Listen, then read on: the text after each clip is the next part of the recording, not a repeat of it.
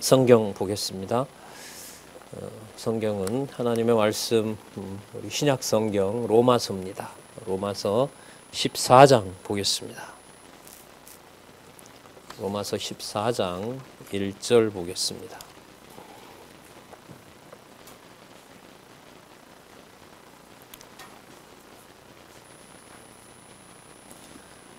로마서 14장 1절 제가 읽겠습니다.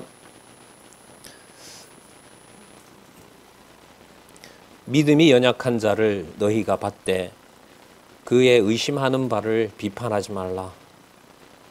어떤 사람은 모든 것을 먹을 만한 믿음이 있고 연약한 자는 채소를 먹느니라. 먹는 자는 먹지 않는 자를 업신여기지 말고 먹지 못하는 자는 먹는 자를 판단하지 말라. 이는 하나님이 저를 받으셨음이니라.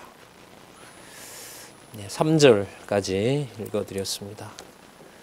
우리 교재를 확인할까요? 성경강론 16권 8259페이지에 보시면 로마서 14장에 대한 제목이 나와 있습니다. 14장에 보시면 제목이 약자를 보호하는 생활 이렇게 나오죠. 약자를 보호하게 하시는데 먼저 약자를 판단하지 않게 하십니다. 좀 확인할까요, 같이? 약자를 판단하지 않게 하신 다음에 약자를 사랑으로 배려하도록 하심으로 약자를 보호하게 합니다. 이 약자는 지난 시간하고 연결을 우리가 이 제목으로 연결할 수 있습니다. 이웃을 사랑하는, 이때 이웃은 신령한 예배 생활 안에 있는 이웃인 거죠. 그러니까 진리의 말씀으로 성령께서 예배 생활을 하게 하는 바로 그 이웃을 바로 사랑하게 하시는 겁니다. 그런데 그 이웃을 사랑하게 하는 아주 중요한 구체적인 내용이 오늘 나옵니다. 약자를 보호하게 합니다.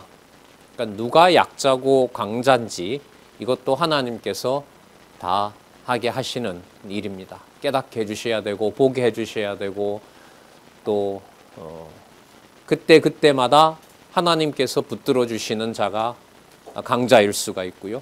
또 그때 약자는 강자를 통해서 하나님의 자녀인 것을 확인해 주고 그래서 보호하도록 하는 생활을 하나님께서 성령께서 주관해 가십니다. 여기 보시면 식물 문제가 나오고요. 이제 먹는 문제인 거죠. 먹고 마시는 문제를 통해서 약자를 판단하지 않는 지혜를 여기서 말씀을 해주고요. 그 다음에 식물뿐만 아니라 이제 이 날은 유대인들과 이방인들에게 있어서 절대로 섞일 수가 없는 거죠. 예를 들면 유대인들은 유월절, 그다음에 초실절, 그다음 수장절, 하나 더 지키는 게 있었죠. 수전절. 그런 걸 포함해서 이방인들과는 전혀 다른 여호와를 섬기는 절기가 정해져 있단 말이죠. 이걸 지키지 않는 이방인들과 상종을 한다? 이건 불가능한 일이에요. 그런데 그걸 가지고 이방인들을 심판하거나 판단하지 않게 한다는 거죠. 이건 어마어마한 수천 년의 전통을 바꿔버리는 일과 관련이 됩니다. 자, 이걸 지금 성령께서 말씀을 하시고 있는 거고요. 그 목적은 어디에 있냐 하면 주의 것이기 때문에 형제를 뭐 할 수 없다? 판단할 수가 없다. 그리고 강한 말씀을 하시죠. 판단하면 그리스도의 것인 형제를 마음대로 판단하면 어디에 선다? 심판대 앞에 선다. 그러므로 약자를 사랑하도록 배려하게 하신다. 이런 들음으로 갑니다. 자, 하나만 더 기억을 하면요. 신령한 예배 생활 은사를 줘서 상황에 대처하는데 상황에 대처하는 일은 이웃을 사랑하게 하죠. 이웃을 사랑하게 하는 구체적인 일들은 약자를 보호하는 것으로 이렇게 갑니다. 자. 그리고 15장에는 약자 중에 약자인 유대인 교인들에게 이방을 용납하라 이렇게 알려줍니다. 자, 14장 1절에서부터 4절 식물로 인해 서로 판단하지 말고 주께 맡기라고 가르칩니다. 조금 전에 읽었는데요. 믿음이 연약한 자 14장 1절에 나오죠. 이때 연약하다는 것은 모든 경우입니다. 모든 경우입니다. 신체적으로 병약한 분들부터 시작해서 권세가 높지만은, 권세가 강하지만은 이제 처음 예수를 그리스도로 믿은 자, 종교적인 교회 생활과 관련된 모든 약자를 말하는 거죠. 자, 그 약자의 그 모습이 어떻게 나타나냐면 의심이 많아요. 깨닫지 못하니까, 알 수 없으니까, 자기 기준대로만 생각을 했으니까요. 자, 2절에 가면 모든 것을 먹을 만한 믿음이 어떤 사람은 있고 어떤 사람은 채소밖에 못 먹는다. 약간 비유이긴 하지만은요, 강자와 약자가 그 이방인들의 어떤 음식 습관, 또 음식 문화, 이 로마서를 쓰던 데가 고린도 교회인데, 고린도 지역은 그야말로 뭐 우상 천국입니다. 그 중간에 있는 그 산에 1000명의 그 종교의 이름으로 그 창녀들이 있었다고 하니까요. 그러니까 너 고린도인 같아 이러면은요, 거의 목숨 걸고 해야 될 말입니다. 아주 쌍욕입니다. 너 고린도인 같아. 거의 그건 짐승처럼 취급하는 그 정도로 그 문화적으로 보면 바로 하나님께서 여기에다가 고린도 교회를 세우도록 하는 거죠. 그렇게 아주 경멸스러운 이름을 가지고 있는 거기에 고린도에 교회를 세우신 거죠. 거기에서 이제 로마에 편지를 보낸 거잖아요. 그리고 거기는 먹고 마시는 것이, 특히 고기, 나중에 고린도전서에 나오죠. 고기를 먹는다는 건 우상 제물을 통해서 먹어야 됩니다. 반드시 그건 신에게 바친 다음에 시장으로 유통이 되기 때문에 고기를 먹는다는 것은 어느 누구든 우상 제물을 먹는 것과 직결됩니다. 그러니까 이제 성도들 사이에서 어려움이 생겼고, 로마도 마찬가지죠. 그러니까 유대인들이 성도가 되었더라도 이방인들의 그런 삶에 대해서 용납이 되질 않는 거예요. 그야말로 충격이지 않겠어요? 지금 이걸 신령한 예배 생활을 통해서 각자 주어진 그 문화를 살았고 운동력 있는 말씀으로 극복하게 하시고 양육시키는 내용이 바로 로마서에 나타난 칭의의 복음입니다. 칭의의 복음입니다. 그 내용들이 상세하게 나옵니다. 자, 조금 더 볼게요. 먼저 3절에 판단하지 말라고 얘기를 하죠. 약자든 못 먹는 자든 먹는 자든, 더 정확하게 말하면 먹게 하든 자든 먹지 못하게 하든 자든. 그러면 저거 분명히 범죄인데 그냥 놔둬야 돼요? 내가 무너뜨리고 내가 심판대 앞에 세울 거니까 내가 세우는 방법에 이의를 제기하지 말라는 지혜를 주시는 겁니다. 넘어지게 하시는 것도 하나님이 넘어지게 하시는 거고요. 세우게 하는 것도 하나님이 세우는 겁니다. 우리는 큰 원리를 하나 배웠죠.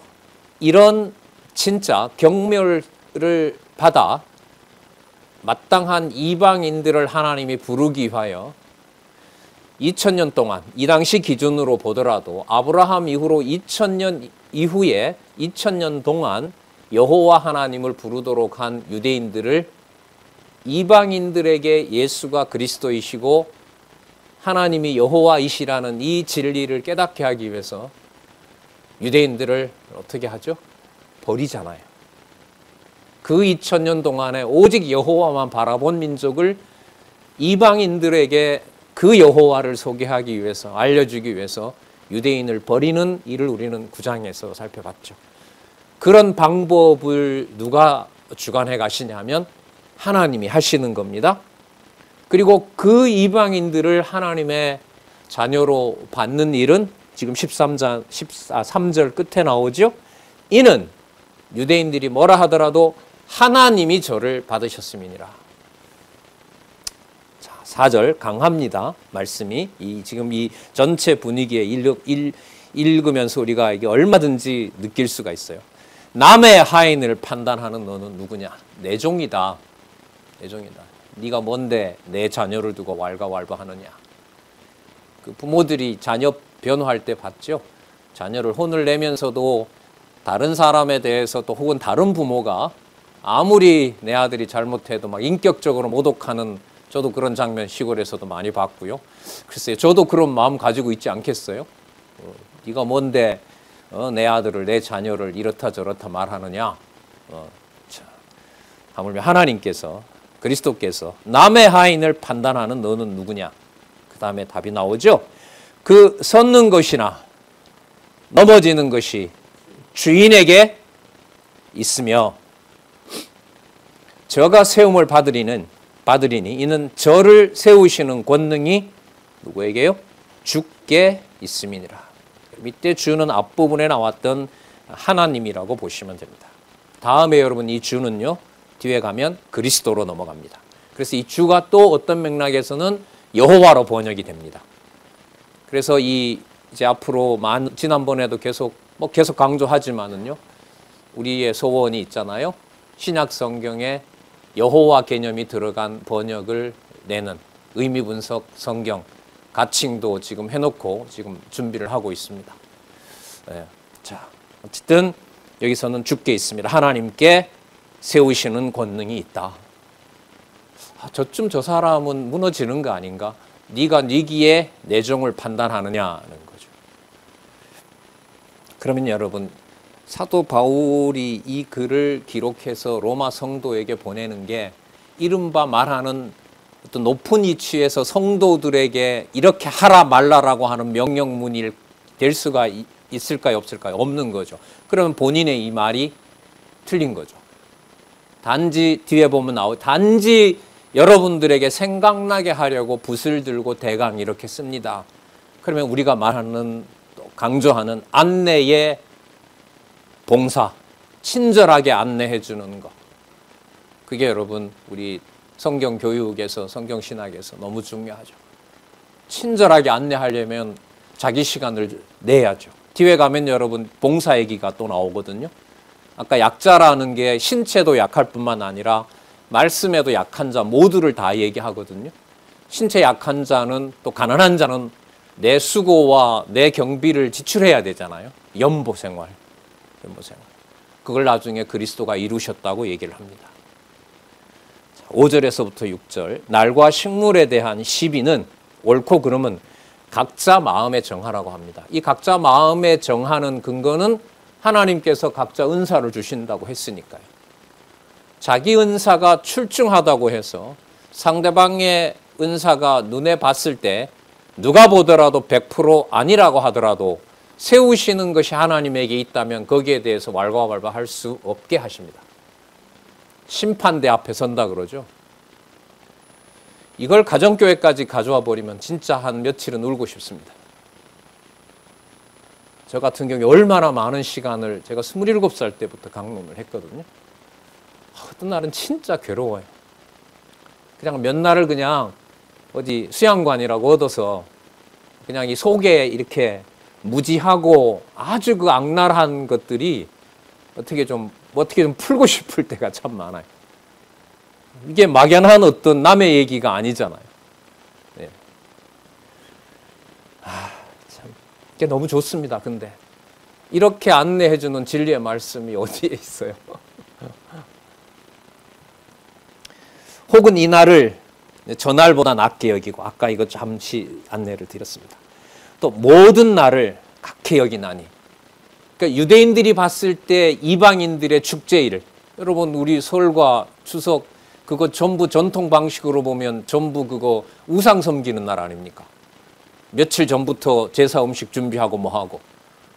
그러나 지금 우리는 그렇게 지내지는 않지만 우리들이 모이는 문화 속에서 어느 정도로 다 남아있단 말이죠. 거기에 이 일을 주관하신 하나님을 소개하면서 유대인들도 지금 지키잖아요. 유대인들의 6월절이 끝나겠습니까? 예수님 올 때까지. 그 절기 속에서 그리스도가 이 모든 날의 주인이라는 걸 깨달으면서 그 날을 하나님이 주신 날로 보고, 노아에게 얘기하잖아요. 방언과 민족과 혈족을 따라서 다 나눠놓고 그 일시연한 4계절이 있는 나라인지 2계절밖에 없는 나라인지 그 다 하나님이 정해놓고 그 정해진 절기마다 곡식 거둘 때 하나님 말 몰랐을 때는 태양 숭배하고 물이 심하게 위협하는 나라에서는 바다에다 갖다 제사 지내고 그런 모든 그 풍습들을 하나님 여호와를 알게 하는 것으로 이 세상의 종말을 하나님 준비하고 계시잖아요. 자, 모든 날을 각해 여기나니 각각 자기 마음에 확정할지니라. 하나님께서 주신 은사대로 하나님께서 세우고 하나님께서 넘어지게 한다는 것을 자기 마음에 확정짓는 겁니다. 자기 마음에 확정짓는 것이 내 의지를 다지는 것이 아닙니다. 여호와 하나님께서 세우시고 그리고 무너뜨린다라는 것을 깨닫게 되는 겁니다. 그러게 되면 다른 성도에 대해서 뭘 하지 않을까요? 명령하지 않게 되죠. 명령하지 않죠. 아무리 속이 터진더라도 그리스도의 경우로 답이 나온다 그랬죠. 그리스도가 자신을 배신하고 전 민족이 버렸던 유대인들에 대해서 그런 방식으로 아버지께 가는 것이 하나님이 정해놓은 방식입니다. 제가 그런 예 들었었죠. 로마 병정이 예수님 옆구리를 찌르는 거 제가 뺏으려고 하면 제가 창 맞아 죽어야 돼요. 왜요? 반드시 예수님 옆구리는 로마 병정이 모든 사람이 눈으로 보게끔 이미 예언을 해놨어요. 그 사람은 악한 짓 한 거 아닙니까? 악한 짓 한 거 내가 심판한다. 내가 심판자다. 참 뭐라 그럴까요? 틈새가 없죠. 말도 못하게 하죠. 말도 못하게 하지만 하나님 여호와가 하신다는 걸 말하게 하십니다. 그런데 그게 막연하게 종교 생활만 가지고 되지 않는다는 거 우리는 4여 년 동안 거의 매일매일 말씀을 보는 분들이 많이 늘었잖아요. 거의 매일 보세요. 하여튼 절반 이상을 성경 보는 분들이 참 많아요. 과거에는 그런 경우 없었잖아요. 예. 이걸 말씀으로 하나님께서 각자 자기 마음에 계속해서 일용할 양식을 공급하시면서 확정 지어주는 거예요. 큰 실수 한번 하고 돌아와서 고통스럽게 머리 숙이고 하나님 말씀으로 다시 돌아와서 하나님 그래도 잊지 않게 해주셨습니다라고 다시 감사하고 또 넘어지고 다시 또 돌아오고 이제는 빨리 돌아오는 길도 알고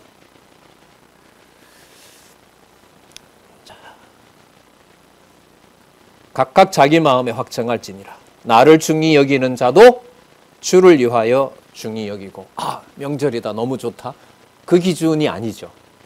이거 6월절인데 준비해야 되겠네? 아니죠. 주 예수 그리스도가 세워놓은 교회 성도들 중에 자 기왕 나왔으니까요. 약자가 누구지? 저 사람은 이방인 가족이고 유대인 피하고 한 방울로 안 섞였어. 뭐 얼마 전에 예수 믿는다고 예수를 그리스도로 믿는다고 했대. 되게 가난해요. 걸리죠. 이제부터는 걸릴 거 아니에요. 6월절 행사 그분 초청해야 되지 않겠냐. 나를 중히 여기는 자도 주를 위하여 중히 여기고 먹는 자도 주를 위하여 먹으니. 주를 위하여 먹는다는 거요? 그냥 유대인들 자기네들끼리 6월절 행사하고 이 행사가 이제는 예수님께서 죽으신 것을 기념하라 했다더라. 그걸로 덮는 게 아니라 이방인이 눈에 들어오는 거죠. 그날이 그래서 기다려지는 거죠. 지난해까지는 우리끼리만 지켰는데. 먹는 자도 주를 위하여 먹으니 이는 하나님께 감사함이요 먹지 않는 자도 주를 위하여 먹지 아니하며 하나님께 감사하느니라. 먹든 먹지 않든 먹게 하시든 먹지 않게 하시든 하나님께 감사하고 하나님께 감사하는 것은 의의 현현으로 오신 주 예수 그리스도가 몸된 교회의 연약한 자를 먼저 세우는 일에 자기의 마음을 다 쓰는 것. 이렇게 논리를 뭔가 따라가면서 나름 확신을 가지고 전달을 하는 거지만 이런 말씀을 읽을 때마다 화끈거립니다. 그냥 대부분의 삶을 그렇게 살지 않으니까요. 하나님의 자비와 하나님께서 좀 이끌어 주십시오. 그런 간절함이 자꾸 끌어오르네요. 저만 그렇겠습니까만. 자, 그래서 더 말씀을 더 보고 싶고 더 확신을 주시기를 구하는 거죠. 7절에서부터 15절. 주의 것인 형제를 판단하면 심판대 앞에 선다고 가르칩니다.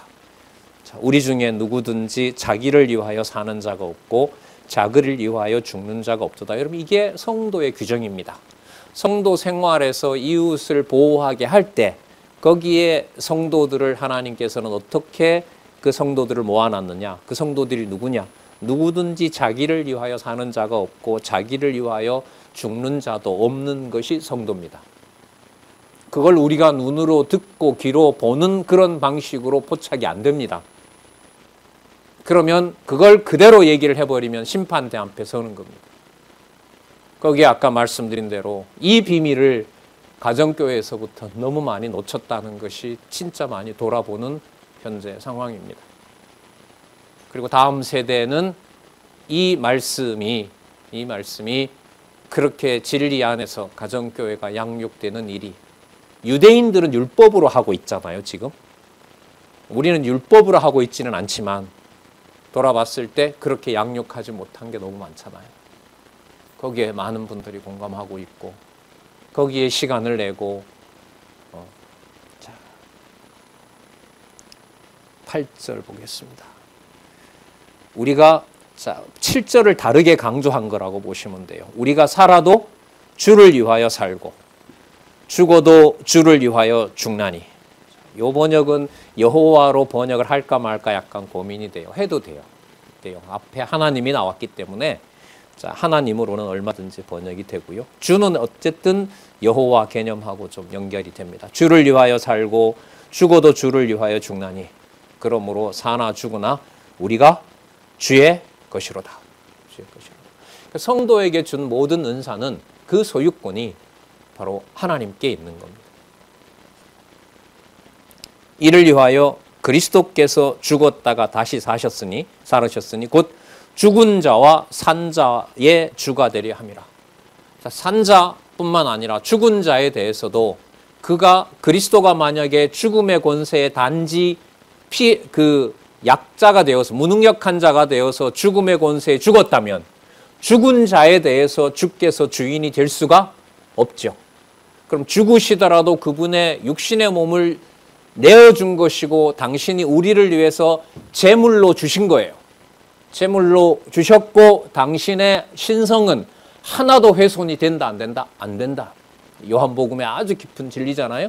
그러니까 그리스도가 자신의 몸을 내어준 것을 하나님의 아들로서 자기 백성에게 주제로 연결이 되면은요, 약자를 보호하기 위해서 그리스도에게 맡겨준 자기 직무를 그리스도가 수행하신 거예요. 죽은 자에 대해서. 그러면 죽은 자와 함께 한다는 것은 죽음의 권세가 하나님의 백성을 죽인다 하더라도 그 영혼은 손을 댈 수가 없다는 거죠.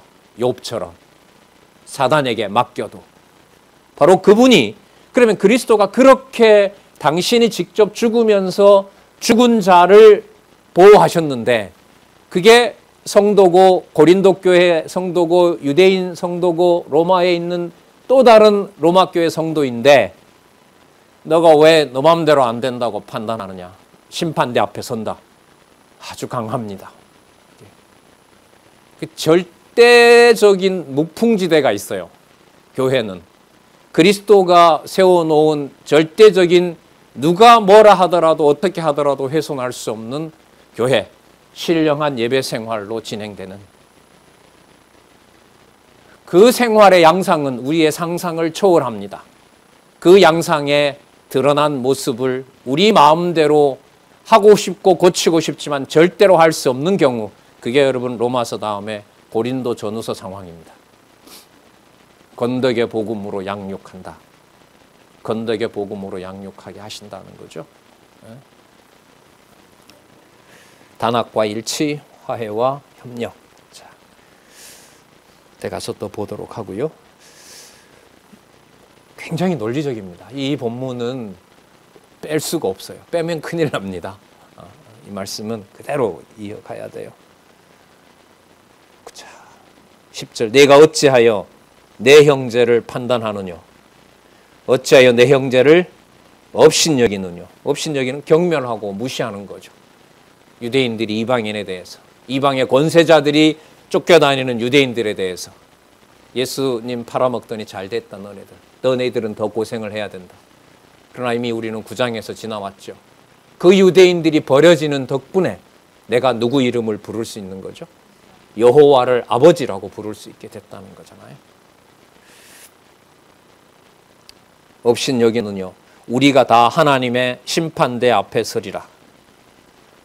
근거를 제시합니다. 이사야 45장 23절 기록되었을 때 주께서, 이건 여호와께서로 번역하면 됩니다. 주께서 가라사대 내가 살았노니 모든 무릎이 내게 꿇을 것이요 모든 혀가 하나님께 자백하리라 하였느니라. 이러므로 우리 각인이 자기 일을 하나님께 직고하리라. 지금도 직고하고 있어요. 아우, 집사님이 왜 저래? 이미 직고한 겁니다. 누구 마음대로 성도를 평가하니까 내 마음대로. 이미 어디에요? 심판대 앞에 선 겁니다. 어떤 심판대 앞에 섰냐 하면 내가 죽으면서까지 보장한 성도의 직분을 네가 마음에 안 든다고 네가 판단해? 그건 이미 심판대 앞에 선 겁니다. 그래서 여러분 성경 신학에서 죄인의 눈, 참 믿음 안 주면 너무너무 듣기 싫은 소리죠. 괴로운 말이고 어떤 지식으로도 대체할 수가 없고 삶의 연륜으로도 바꿀 수도 없고 경험이 누구도 겪을 수 없는 고난을 당했다고 해서 그것으로 대체될 수도 없는 것. 이러므로 우리 각인이 자기 일을 하나님께 직고하리라. 그래서 14장 13절부터 23절에 가서 보면은요, 약자를 사랑으로 배려하게 합니다. 이 사랑은 여러분 아가페입니다.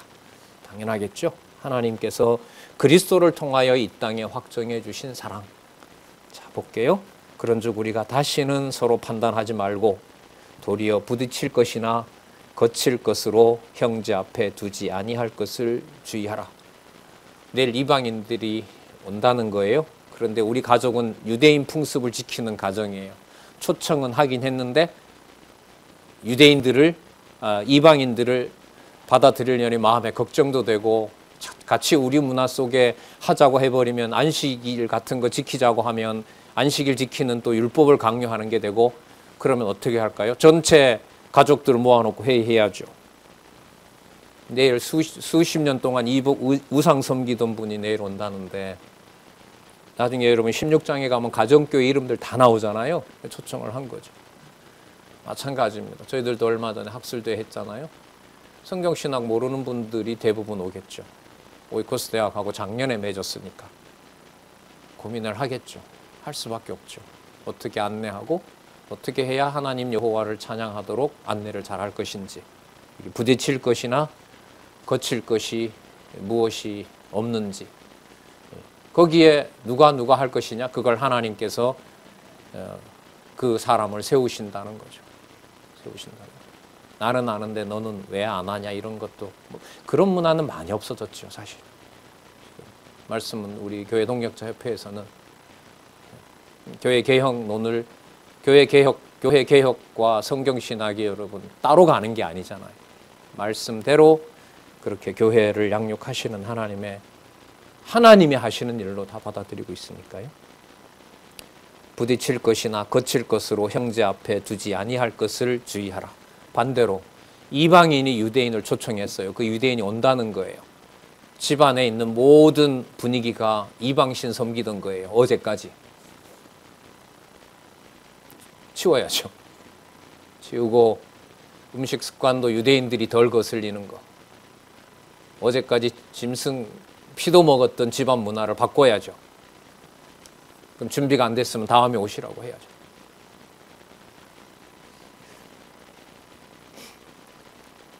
내가 주 예수 안에서 알고 확신하는 것은 무엇이든지 스스로 속된 것이 없으되 다만 속되게 여기는 그 사람에게는 속되니라. 이거 놔두면 저 사람이 힘들어 하겠는데 그거 이미 내가 거기에 걸려 있는 거예요. 거기에 있는 겁니다. 그래도 뭐 이제 믿었는데 상관없어. 그거는 욕심으로 덮어버리는 거죠. 어떤 상황에 그런 일이 어떻게 여호와께서 성령께서 지혜를 주시는 것이냐. 그걸 하나님께서 세워지게도 하고 무너지게도 한다는 거죠. 현상적으로 무너진다고 해서 교회가 무너질 수는 없습니다. 그리스도를 제자들이 배신하고 간다 하더라도, 가룟유다가 판다 하더라도 보혜사 성령은 오셔서 진리를 세우게 되어 있습니다.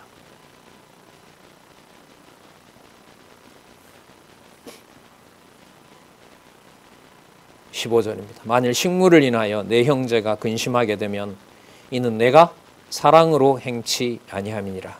자, 그 사랑으로 행치 않는 것을 바로 설명을 합니다. 그리스도께서 대신하여 죽으신 형제를 네가 먹고자 하는 식물로 순간 넘어뜨리냐, 많게 만들어 놓느냐. 네 식물로 많게 하지 말라. 그러므로 너의 선한 것이긴 해요. 왜? 복음의 자유를 누리고 난 다음에 내가 우상 제물도 먹을 수 있는 자유가 생겼으니까. 하지만 함께 한 자가 금방 복음을 받아들여서 그 습성이 싫어서 왔는데 그걸 그 현장에서 먼저 자유함을 받았다고 그 우상 제물을 자유롭게 먹고 있는다? 그 사람에게는 부담이 되는 거죠. 이럴 경우에 여러분 신령한 예배 생활에 구체적인 삶에서 성도들을 세워지게도 하고 무너지게도 한다는 겁니다.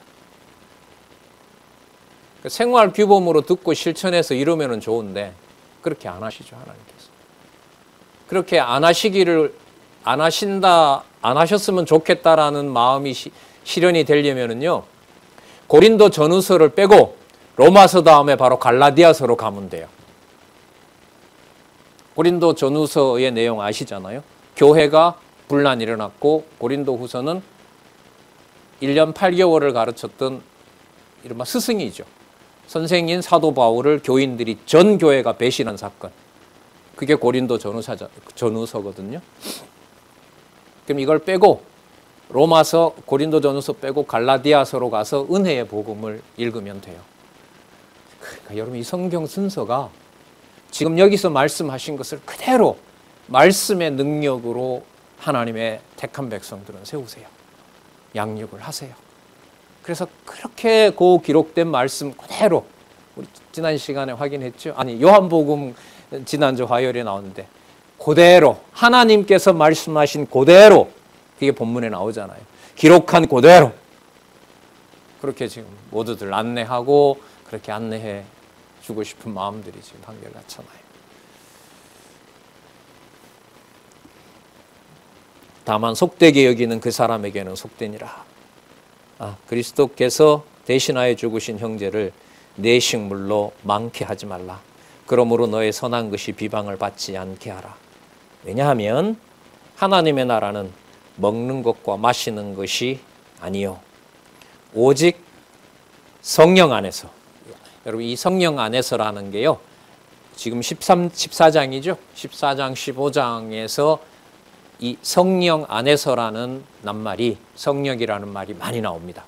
그러면 말씀을 드리는 이유가 칭의의 복음으로 양육한다고 했을 때 누가 해 가신다는 약속이냐 하면 성령께서 해 가신다는 약속인 거죠.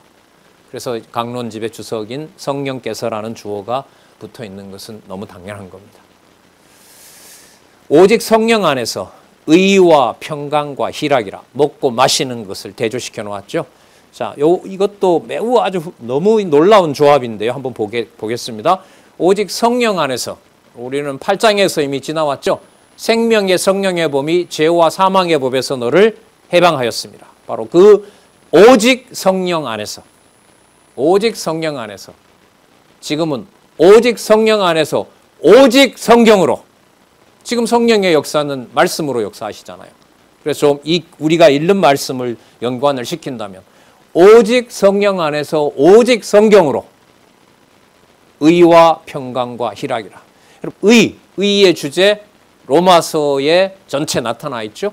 칭의의 복음, 의의 현현, 그 다음에 하나님의 절대주권적인 방법, 그것으로 하나님께서 의를 주시고자 한 거죠. 의는 그의 나라와 의에서 나오는 것처럼 하나님 나라의 핵심 요소가 의인 겁니다. 혈육으로 의롭다 되는 거 아니라 그랬죠. 로마서 4장에서 지나왔죠.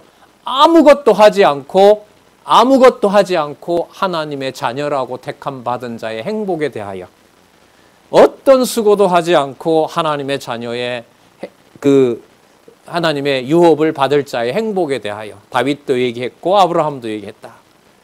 그 성령께서 바로 의와, 이때 의는 전적으로 하나님 아버지와 주 예수 그리스도 안에서 하나님의 택한 백성, 좀 더 우리 넓게 보면 자손 땅 통치, 하나님의 자녀를 태어나게 하시고 하나님의 자녀가 함께하는 교회를 이루게 하시고 또 그리스도의 통치를 받는 그 실체적인 3대 언약이죠. 그 모든 능력이 아까 심판대도 하나님이 준비해놨고 넘어지는 것과 세우는 것도 누가 하신다 그랬습니까? 하나님이 하신다고 했잖아요. 바로 그렇게 확보해 놓은 의, 그 의가 성도들에게는 무엇을 짓느냐 하면은요, 그리스도가 지배하는 평강의 집을 짓습니다. 여기서 여러분 이 평강은 장소로 말하면 예루살렘에서 샬롬입니다. 그러니까 이 평강은 구약 언어에 무엇이 성취된 거냐 하면 샬롬이라는 평강이 성취된 것이 바로 평강입니다. 요 평강이에요. 샬롬이. 그러니까 예루살렘이라는 말이 평화가 머무는 곳이라는 뜻이거든요. 이스라엘 사람들 만나면 뭐라고 인사하죠? 우리 안녕하세요라고 하지만 거기는 샬롬, 헤어질 때도 샬롬 이렇게 이제 하잖아요. 그러면 여러분 이게 하나님과 주 예수 그리스도께서 세워놓은 당신의 교회 그 성도들이 주 예수 그리스도로 머리로 모이게 한 그곳이 바로 뭐가 되는 거죠? 평강이 머무는 곳이 되는 거죠. 그러니까 의로 뭐가 이루어지는 거예요? 의의 백성이 평강의 건물을 만드는 거죠. 교회를 건축하게 되는 겁니다. 그 평강은 육체적이거나 어떤 육신적이거나 유대인의 전통이거나 그게 아닙니다.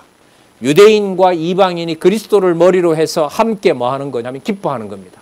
그게 의로 만들어진 하나님의 교회의 평강이고요. 그 평강이 지배하는 곳이 바로 기쁨이고 희락인 겁니다. 같이 더불어 누리는 것. 거기에서 먹는 자와 먹지 못하는 자가 비방하는 것을 넘어서게 하고요. 때로는 비방하는 일로 분쟁이 일어나기도 하고요. 그걸 하나님이 해주셔야 되기 때문에. 그리고 연약한 자를 돌보게 되고요. 그러니까 먹고 마시는 것을 의와 평강과 희락을 위해서 오직 성령 안에서 하게 하시는 삶이 바로 교회 생활의 핵심이고 바로 신령한 예배 생활입니다. 그러면 신령한 예배 생활이 막연한 게 아니죠. 구체적인 삶인 거죠. 왜 먹지? 왜 마셔야 되지? 얼마만큼 먹을까? 얼마만큼 준비할까? 어느 정도 연보를 해야 되지? 이걸 어디에 써야 되지? 기준요? 오직 성령 안에서 진리의 말씀으로 깨닫게 하셔서 주시는 의와 평강과 희락을 위하여. 이게 여러분 연보 생활입니다. 그 개념이 뒤에 구체적으로 나옵니다. 성도를 섬기는 일에, 그게 여러분 디아코니아라고 얘기했죠. 그걸 예수님이 먼저 하셨고 그 디아코니아가 바로 집사라는 낱말의 어원인 겁니다. 그러니까 예수님이 제일 먼저 무슨 역할을 성취하신 거예요? 집사 일을 수행하신 거예요.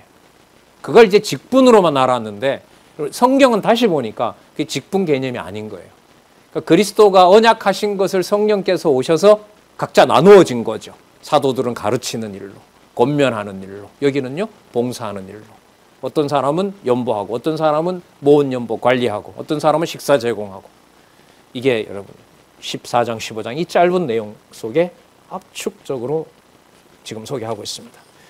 18절 이로써 의와 평강과 희락으로 이로써 그리스도를 섬기는 자는, 이렇게 나오죠. 그리스도를 섬기는 자는, 여러분 이때 섬기는다라는 말이 이게 집사의 어원입니다. 디아코니아라는 거죠. 종으로서 봉사하고 연보하고 하는 이런 삶을 말하는 겁니다. 하나님께 기뻐하심을 받으며 사람에게도 칭찬을 받느니라. 왜? 적이 없으니까요. 적이 없으니까. 우리 지난번에 말씀드렸잖아요. 권세자들이 악랄해야 유대인과 헤롯의 군대와 로마 군대가 함께 해야 그리스도가 어떻게 됩니까? 십자가에 죽으실 수가 있거든요. 자기 몸을 내어줄 수가 있으신 거죠. 그 권세 우리 이해로는 도저히 판단이 되질 않습니다. 두려워할 자를 두려워하고 존경할 자를 존경하라. 누구 기준으로요?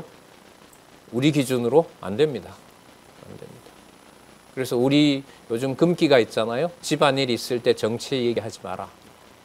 몇 분 지나면 반드시 싸움이 납니다. 예.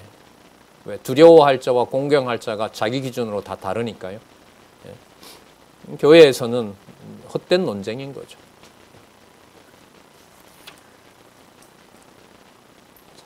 화평과 건덕으로 하나님의 사업을 오직 성령 안에서 의와 평강과 희락으로 어떻게 세우는지 그 다음에 나옵니다. 14장 9절에서부터 21절 여러분 이 낱말들이 계속 이어져요. 보세요. 19절. 그러므로 우리가 무슨 일? 화평의 일. 아까 화평 나왔잖아요. 화평이 나왔잖아요. 샬롬이 이루어진 누가 지배하는? 오직 성령 안에서 그리스도의 의가 지배하는 약자와 강자가 서로가 서로를 비난하지 않는 바로 평화가 지배하는 곳. 레위지파 직분은 중요하고 유대지파에 그냥 별 볼 일 없는 사람은 별로 중요하지 않고 그런 거 아니잖아요. 그죠? 자, 모두가 화평의 일에 함께 하도록 하고요. 그 다음 여러분 너무 중요한 말이 나오죠. 그 화평의 일로 아까 희락이라 그랬잖아요. 자, 희락과 관련된 일은 내가 기쁜 거예요? 약자들과 함께 하고 함께 세워지는 것에서 기뻐하는 일이에요? 후자죠. 그 후자로 무슨 일이 벌어지냐 하면 서로 덕을 세우는 겁니다. 덕을 세우는 거요? 간단하게 쉽게 말씀드리면 영어로 빌딩입니다. 빌딩. 빌딩이 뭐죠? 건물 짓는 거. 세워진 건물 실체. 그러면 이 세워진 게 뭐겠습니까? 교회. 그래서 여기 덕을 세우는 일은 오이코도메라고 하는데요. 오이코스 대학 이름 있잖아요. 그 오이코스라는 말이 바로 어원이 이거예요. 교회를 세우는 일. 누가요? 하나님께서. 그래서 오이코스 이러면 하나님의 섭리라고 하는데 섭리라는 말을 오이코스라고 하거든요. 무엇을 섭리하는 거냐? 하나님이 준비한 집을 하나님이 세우신다는 거예요. 구약에서 하나님이 준비한 집은 유대왕국이었죠. 신약에서 하나님이 준비한 왕국은 하나님의 나라, 하늘나라, 하나님의 교회인 거예요. 교회는 뭘로 지어진다고요? 강자와 약자가 함부로 평가하고 비판하고 심판대 앞으로 가는 것이 아니라 서로가 서로를 섬기는 일을 통해서 덕을 세우는 일, 교회를 세우는 일로 일어나게 되는 일입니다.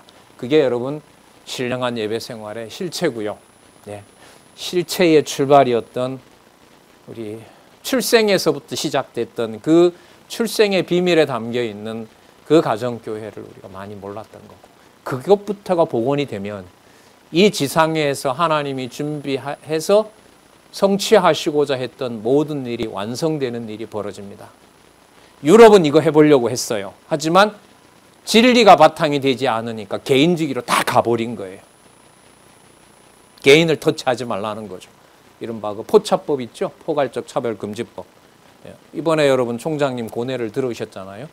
기독교 재단으로 설립해서 그 어려운 환경에 세워놨는데 공부 시간에 예수만 유일한 구주라고 말하면 형사 입건됩니다. 예수님을 얘기하려면 마호멧도 얘기해야 되고 불교도 얘기해야 돼요. 그 학교에 가장 많은 학생들이 동남아에서 온 학생들이거든요. 불교를 먼저 얘기해야죠. 그리고 기독교도 있고 마호멧도 있다. 그렇게 똑같이. 채플 시간에도 너무 멀리 나가버리면 의무적으로 채플에 와야 돼요. 기독대학은. 근데 그런 것도 안 돼요. 이제. 모든 학교가 다 그래요. 미국에. 주마다 좀 다르다고 하지만. 우리도 지금 통과되기 직전에 있죠. 그러면 여러분 오직 주는 예수 그리스도이시고 여호와만 유일한 창조시고 그분만 절대자라는 얘기를 어디에서 밖에 못하게 되는 일이 벌어질까요? 이런 추세라면? 예? 가정교회예요. 가정교회. 그 일을 하나님이 성경신학으로 대안으로 준비해 놓고 있다고 저는 생각을 합니다. 좀 절실하고 절박하죠. 자, 20절요. 식물로 인하여 하나님의 사업을 무너지게 말라. 아까 나왔죠? 먹는 것과 마시는 것이 아니라 같이 한번 할까요? 오직 성령 안에서 의와 또 평강과 또 희락이라. 여기서는 화평의 일과 서로 무엇을 세우는 일? 덕을 세우는 일. 20절에 누구의 사업이라고요? 하나님의 사업. 만물이 다 정하되 거리낌으로 먹는 사람에게는 악하니라. 거리낌으로 먹는 것은 욕심으로 먹는 거죠. 이거 먹으면 저 사람 힘들어할 텐데, 그래도 뭐 복음의 자유로움인데, 이 정도 말이야, 이 정도 행동이야, 천국 가는데 지장 있나? 그러면 벌써 넘어가는 거죠. 여기에 애통함과 인간적인 고뇌가 많죠. 저도 있고 아마 이걸 양육의 복음으로 양육시켜 주셔야죠. 그렇게 하시려고 하나님께서 완벽한 진리 체계를 우리에게 이렇게 수고 없이 받을 수 있게 하신 거고요. 21절입니다. 고기도 먹지 아니하고 포도주도 마시지 아니하고, 그러니까 고기 포도주 역사적 배경 잠시 말씀드렸고요. 무엇이든 내 형제로 거리끼게 하는 일을 아니함이 아름다우니라. 자, 22절, 23절 볼까요? 내게 있는 믿음을 하나님 앞에서 스스로 가지고 있으라. 남을 판단하기 위해서가 아니라 자기의 옳다 하는 바로 자기를 책하지 아니하는 자는, 책하지 않는다는 거는요, 과시한다라는 말이에요. 자기를 과시하지 않는 자는, 과시하게 되면 뭐 하게 돼요? 남을 뭐 합니까? 판단하죠. 있는 정보를 가지고. 아니하는 자는 복이 있도다. 의심하고 먹는 자는 정죄되었나니 이는 믿음으로 쫓아 아니한 연곤이라. 믿음으로 쫓아 하지 아니하는 모든 것이 죄니라. 그러면 모든 것이 죄라면은 말로 자기 자신을 정당화한다고 해서 그게 죄로부터 벗어날 수가 있다는 건가요? 없다는 거죠. 그래서 결과적으로 우리가 13장, 14장 지금 23절까지 읽었지만은 양육의 주체, 약자를 보호하게 해야 하나님의 교회가 선다면은 그 약자를 보호하는 삶으로 세워지는 것은 전적으로 아까 이미 강조가 됐었죠. 오직 뭐 안에서? 오직 성령 안에서. 그래서 여러분 가셔서 이제 본문 읽어보시면 결정적일 때마다 성령의 주관하심이라는 것이 본문에 나옵니다. 그건 여러분 읽는 우리로서는 굉장히 절박한 겁니다. 꼭 이루어졌으면 좋겠는데 어떤 것으로도 내가 세울 수가 없다는 것이 꽉 막 붙어 있는 거예요. 교회로서 안 살면 뭔 의미가 있어요? 근데 마음 먹는다고 살 수가 없어요. 내 의인지 하나님의 의인지 내 욕심인지 구분이 안 가요. 지혜를 주시기를 간절히 간구하고 기록한 말씀을 또 보고 그 말씀을 안내하는 일에 최선을 다하게 하는 것. 그게 여러분 지금 멀리 있는 로마의 얼굴도 모르는 성도들에게 2000년 전에 바울로 하여금 약자를 보호하는 삶으로 하나님이 기록하게 하셨던 그 말씀을 우리가 지금 같이 상고해 본 겁니다. 기도하겠습니다. 하나님 아버지, 주의 몸된 교회를 함께 섬기는 많은 저희 지체들이 있습니다. 사랑으로 주의 말씀을 온전히 소개하고 싶은 일에 대한 열망이 모두들 간절합니다. 하나님 이끌어 주시고 지혜와 총명을 허락하여 주시옵소서. 주신 말씀, 이 지상에 실체로 지어지는 하나님의 교회를 통하여 하나님께 무한히 영광 드릴 수 있도록 자비와 은총을 구하옵나이다. 예수님의 이름으로 기도드렸습니다. 아멘.